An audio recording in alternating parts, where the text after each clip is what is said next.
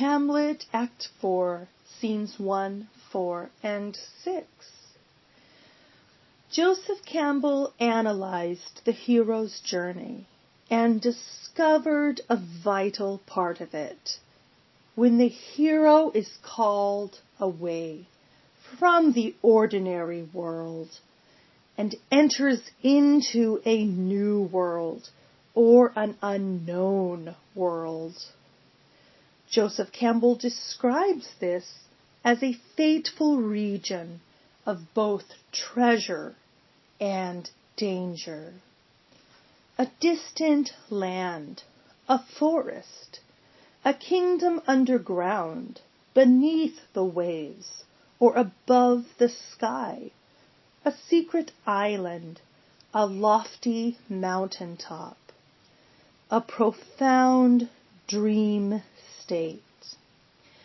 And it is all a part of the hero's progression through a series of tests, a set of obstacles that makes them stronger, preparing them for their final showdown, when at last they reach the supreme ordeal. The obstacle they have journeyed so far to overcome.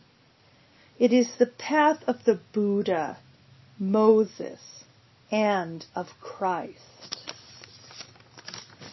In Act 4, Scene 1, Hamlet is being sent away. And it would seem that with his being sent to England for beheading, Hamlet would appear to have died. But instead, he goes through a metamorphosis, a life-renewing act, and he will come back home changed or transformed. In Act 4, Scene 4, Hamlet is taken away on a mysterious adventure. He sees an army on the march, and he wonders, whose powers are these? A captain responds, "We go to gain a little patch of ground that hath in it no profit but the name." Hamlet responds, "Why, then they will never defend it." But the captain explains, it is already garrisoned or protected. Hamlet is amazed. 2,000 souls and 20,000 ducats over a worthless piece of land, over the question of this straw. Hamlet speaks, "Witness this army of such mass and charge, led by a delicate and tender prince, whose spirit with divine ambition puffed, makes mouths or scorns at the invisible event, or the unforeseeable outcomes, exposing what is mortal and unsure to all that fortune, death, and danger dare, even for an eggshell." Joseph Campbell describes that an apotheosis or a transcendence takes place here, a moment of illumination. Hamlet speaks, "Rightly, to be great is not to stir without great argument, or not to be motivated without great argument, but greatly to find quarrel in a straw when honor's at the stake." Hamlet speaks, "How stand I then, that have a father killed and a mother stained?" Hamlet is experiencing the hero's set of obstacles that are going to make him stronger. In Act 4, Scene 4, he speaks that this spurs his dull revenge. And by the end of the scene, he speaks, "Oh, from this time forth, my thoughts be bloody." All this is preparing him for the supreme ordeal, the final showdown that will come in Act 5, Scene 2. Hamlet has struggled with motivation. He's described how our capacity for godlike reason is not to fuss or decay in us unused.